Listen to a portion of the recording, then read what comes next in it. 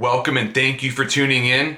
Hallelujah. Justice has finally been served. Manchester City have been banned for 2 years from European football competitions and fined $33 million for serious breaches of financial fair play.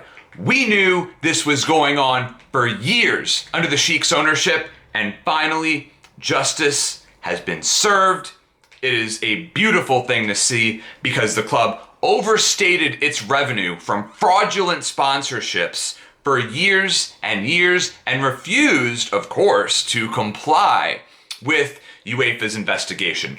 This is a devastating blow to the Sheiks and to manager Pep Fraudulent, whose future was already cast into doubt before this development.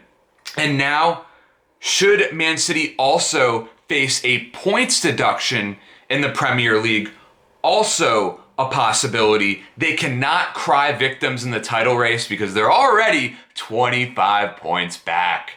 So UEFA has now saved itself from becoming an absolute joke of an organization because AC Milan had previously been banned from European competition for committing infractions that were microcosmic in comparison to Manchester City. So in response, City came out with a statement that said they were disappointed but not surprised with the decision. Well, why were they not surprised? Oh yeah, it's because they were guilty.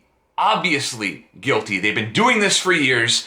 Financial doping has caused so much damage to football with all of these inflated and outrageous transfer fees. And the two biggest culprits, of course, are Man City and PSG. It's just that PSG has figured out better loopholes to exploit FFP.